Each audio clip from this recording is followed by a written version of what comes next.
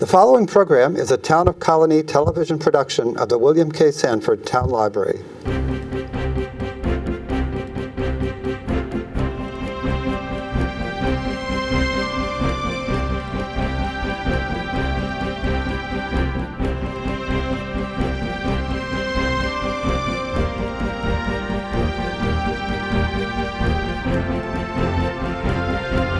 Good morning, everyone, and well, here we are again. It's hard to believe it's been a year since the last state of the town. Time really does fly, but I'm happy to report that it's been a very productive year for Colony. We keep moving ahead, and we have made great progress. First of all, thank you all for being here. I have really appreciated your interest and support over all these years. This past year especially. Now it's great to have a chance to catch up with everyone and be able to update you on our progress. I want to thank the Chamber for hosting us once again this year.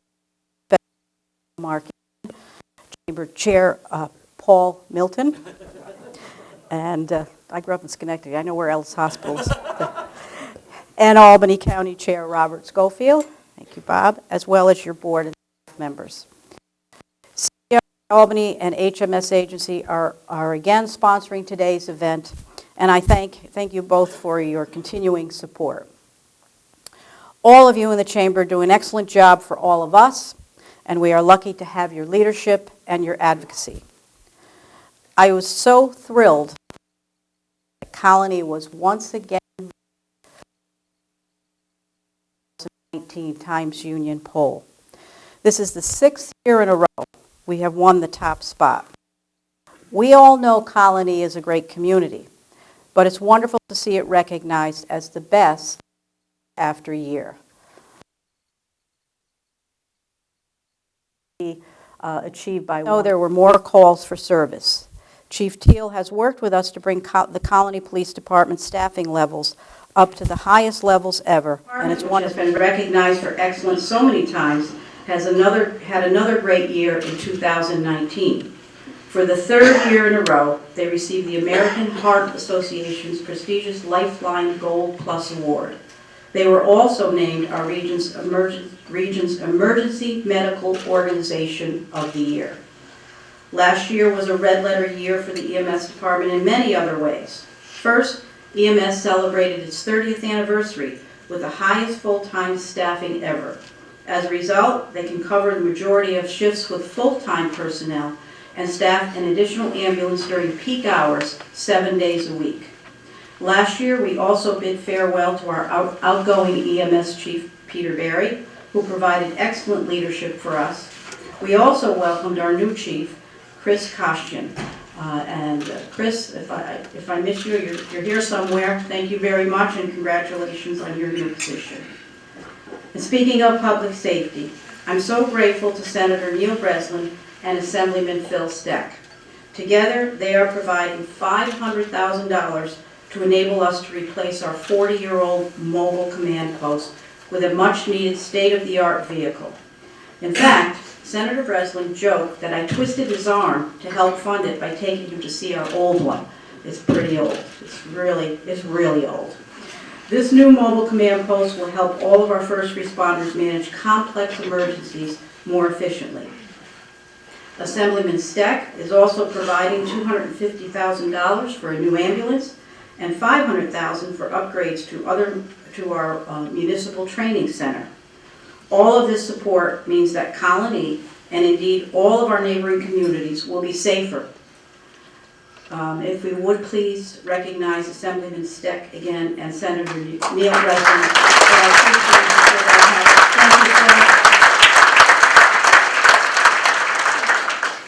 We are making great progress on other fronts as well. Last fall, based on our smart new energy saving initiatives, NYSERDA certified us as a clean energy community. As a result, we won a Clean Energy Community Grant, which will help us retrofit our public safety center with energy-saving LED lighting. After an amortization period of just over a year, savings to the town will be more than $41,000 annually. I will tell you more about our other bold new energy-saving initiatives later on. Without our dedicated and hard-working employees, department heads, and town board members, these accomplishments would not be possible. Will our town board members and all of our department heads and staff that are here today please stand so we can recognize you as well. Don't be shy.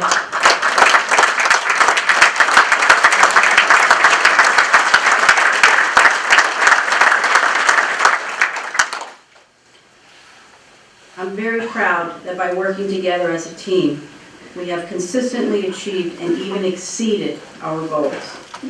Colony is lucky to have many great friends throughout the community, and I'd like to recognize those who are here today. Again, with us today is Assemblyman Phil Steck and Neil Breslin. I know Ed Sim is here. Ed is the interim mayor of the village of Colony. Thank you, Ed, for being here along with Tom Tobin. Also our good friend, Mayor Frank Leek, retired after 40 years of service to the village. I know most of you know the mayor, and he still has that great sense of humor. Mayor Leek, again, is such a great friend, and we all miss him. Again, Paul Reese is here from the village of Manans, representing Mayor Meg Grenier. Thank you, Paul. And I have a great relationship and really enjoy working with the villages. And I look forward to many more productive efforts. And I know that Mark had mentioned all of our guests here today. Again, Phil Calderon, thank you, Phil, for being here. Margaret Madden, Interim President Sienna, thank you, Margaret. And representing Dan McCoy, I saw Matt Cannon is here. Thank you, Matt. And along with Linda Murphy, her husband Jack Murphy's here, trustee of the village. And also our former town board member Paul Lozano is here with us. Thank you, Paul. As we look ahead to a new decade, I think you would all agree that Colony is primed for even greater success. Our neighborhoods are safe, our businesses are thriving, and our community is active and involved. People genuinely care about Colony. They want to live here, work here, and do business here. All of this puts us in a great position for the future. Our financial house is in order, and we are moving steadily ahead on creative new ways to make life in the town of Colony even better. Through the years, it has been critical to follow each step of our 10-year strategic financial plan. We achieved every goal, which greatly improved the efficiency and effectiveness of our operations. In addition, we greatly improved our bond rating from Baa1 with a negative outlook when I took office in 2008 to today's rating of A+ with a positive outlook. Once we stabilized our finances, the next step was to begin investing in the town's most essential infrastructure, our roads, our drinking water, and sewer systems. We began our paving and stormwater improvement program in 2010. Many of you probably remember that, and funding it at $2.5 million per year. The town has 321 miles of road, and it's been a huge and expensive job getting them back to repair. We have invested carefully, repaving 101 miles of road, repairing many more miles, and bringing all of our major feeder roads back to top condition. You may remember that when I was here last year, I said I hope that at some point we would be able to increase the budget for paving and stormwater improvements. In 2019, we were able to add an additional $250,000. And this year, I'm proud that we were able to add $500,000 to our paving and stormwater budget. In 2014, we began ambitious programs to renovate our drinking water and sanitary sewer systems. Both our Latham Water Treatment Plant and our Mohawk View Water Pollution Control Treatment Plant, try saying that fast, needed many major upgrades. Now we have significantly renovated both plants. In addition, we have modernized and upgraded many of the pump stations essential to these systems. By the end of 2020, we will have invested just under $40 million. Last year, we also established a brand new backup water, emergency water connection with the City of Albany. A second connection is coming online this spring. These interconnections will provide both municipalities with much more efficient and cost-effective emergency water supplies. In fact, the city needed to use the system last December, and everything worked smoothly. A $960,000 New York State water infrastructure grant offset the town's $1.6 million share of the project. Since 2016, we have invested $3 million in the town park on Schermerhorn Road. We made major improvements to the pool complex, and in 2018, we installed a beautiful new splash pad for the kids. Last year, we renovated the Latham Lassie's concession stand there, and we also improved all the town's 12 pocket parks with new fencing, playground equipment, and other upgrades. This year, by popular demand, we expect to install pickleball courts at the Kiwanis Pocket Park, becoming very, very popular. Also upcoming this year are significant bike path renovations, a new pavilion at the town park, a new playground and parking lot at the south end of the crossings, and major improvements at the West Albany Pocket Park, including new bathrooms and seating at the football complex. Again, all with a $1.2 million of support arranged by Assemblyman Steck. As you may know, in 2018, we began an ambitious renovation of the town library. It turned out great. Today, the library has a spacious new entrance, new bathrooms, new teen and children's rooms, and many new meeting spaces. If you've been there recently, you may also have seen the new adult reading area and a dedicated quiet study area. Still coming are a new roof and HVAC system. Our library is, it's used so much. People think today that with all of the technology that people stay home, but our library has so many different programs, and it's always it seems like it's being voted #1 in the region, so congratulations to them. And finally, in 2019, we began a major exterior renovation of the Prine House, which is a $900,000 project. We were able to achieve these capital improvements only through sound financial management and good planning. Currently, we bond only to about 11% of our constitutional debt limit. We plan to keep the debt limit low. It's essential that the town continue to live within its means.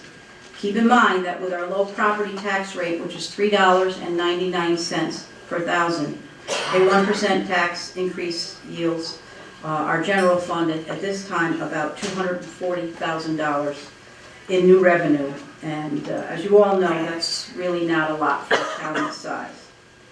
Grants are playing an increasing part in helping us do that. In the case of the library, the town was able to commit between $3 and $4 million for improvements. We were fortunate that Assemblyman Steck provided an additional $1 million to expand the entrance area, and Senator Breslin provided another $100,000. Their grants, plus other grants and gifts obtained by the library totaling $365,000, allowed us to expand the project well beyond what would have been possible with only town funds.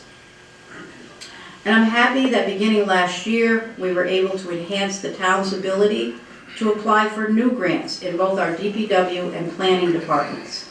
In the past couple of years, we have obtained about $6 million in grants. In addition, applications are in progress for more than $1.2 million in new grants, including one to fund a tree inventory and a community forest management plan, and another to develop new bicycle connections throughout the town. Another way to live within limited means is to find innovative ways to cut costs. That is why I was especially proud last year to move forward with 2 new energy-related projects. Both reduce the town's energy costs, while at the same time increasing our profile as a good environmental citizen. One involves the purchase of eco-friendly hydropower. The second involves converting our streetlights to energy-saving LED lighting. In the first project, the town last year signed a 20-year agreement to purchase hydropower from the Schuylerville Hydroelectric Facility, located 37 miles from Colony. No, there's not an extension cord to Town Hall. Some people wonder that. However, we receive a credit for the power generated there, which in turn offsets our electric bill. This is one of the most far-sighted and far-reaching initiatives we have been able to undertake, and the savings to the town is huge. We expect savings of upwards of $400,000 in the first year alone. We also expect a significant savings by purchasing the more than 4,000 streetlights we now lease from National Grid, then converting them to energy-saving LED lighting. When the project is complete, we expect to save more than $570,000 annually in combined energy costs and facilities charges. The New York Power Authority estimates our 25-year savings at $12.2 million. Plus, we reduce our CO2 emissions by about 1,107 tons a year, every year going forward. We will amortize project costs over a period of that time that will maximize the town's positive cash flow during the payback period. Installation should be complete by late spring or early summer. When I first came to office in 2008, we focused our attention on the redevelopment of 4 major sites that have been either idle or underutilized for many years. I'm proud to say that we have made great progress on all 4. First, as many of you know, Fresh Market Commons and the Latham Circle Mall became productive new properties. This year, we were excited as the redevelopment of the 3rd, the old Starlight site, took shape with the construction of the new ACO headquarters there. It's a gorgeous building that will provide a template for upgrades all along the Route 9R corridor. In addition, the construction of solar T canopies over the parking area will get the project to net zero energy consumption. And we are finally making progress on the old Tobin site, easily the most difficult of these 4 properties to redevelop. As you know, the developer has put forth ambitious plans for a beautiful new mixed-use development there. As the site is located partly in town and partly in the city of Albany, the town has created a special overlay district that will include a joint town and city planning board to oversee this project. Additionally, the town has secured a $1 million grant for demolition of the old Tobin packing plant, the essential first step in realizing the site's potential. And this is a very long-term phased-out project. It's very large, very difficult. That's why it's taken so long to attract developers to that particular site. But the plans look beautiful, and it's going to be a really great asset in the future for Colony. This year, we realized another long-term goal with the construction of the new Northway Exit 3. It provides direct connections to the Albany International Airport and helps to alleviate traffic congestion along Wolf Road and Albany-Shaker Roads. I think it turned out great. I want to thank Governor Cuomo and all our friends at the Department of Transportation for making this project happen. I also want to thank our former Albany area CEO, John O'Donnell, and County Executive Dan McCoy for their ongoing advocacy for this project. And by the way, I wish my friend John O'Donnell health and happiness in retirement, and send best wishes to you, Phil, as the new CEO of Albany International Airport. With the construction of the connector road linking Route 9R and Route 9 as part of the ACO project, traffic is flowing much more smoothly along that corridor as well. The new connector road named Coliseum Drive is beautiful. The town has wanted this connector road for many, many years, and I want to thank everyone at the Gillespie Group for helping to make it a reality for the town. In addition, following a recent traffic study, we are planning for changes that will help move traffic more smoothly along the Albany-Shaker Road corridor. Already we have a new traffic light at the Shaker Road Elementary School intersection. It's operational during the school hours when it provides greater safety and convenience for those coming and going from the school. I would again like to thank County Executive Dan McCoy for working closely with us. And again, Assemblyman Steck arranged the funding for the traffic light. So I thank you again for that as well. You may remember that we were awarded a Brownfield Opportunity Grant to study the redevelopment of the former Adirondack Steel site. We have completed the study and sent it to the Department of State for review and approval. We developed the recommendations with community input.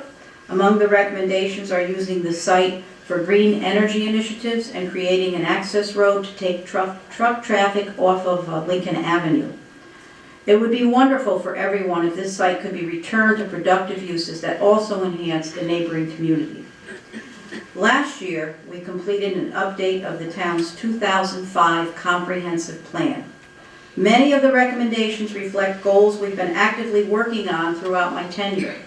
Some lay out new directions for the future, such as increasing open space and better protecting neighborhoods that border commercial zones.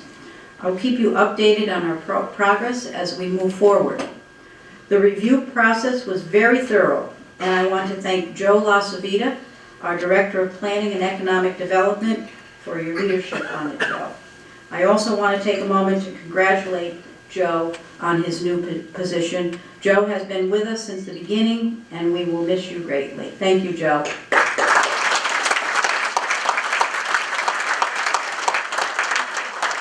In addition, some special events in 2019 provided us with lots of fun and excitement.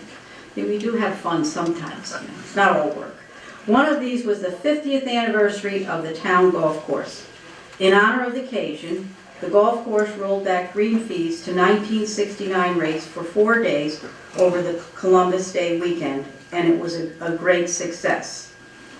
Now, if we could only roll back our health insurance premiums to 1969 rates, we'd be getting a hole-in-one.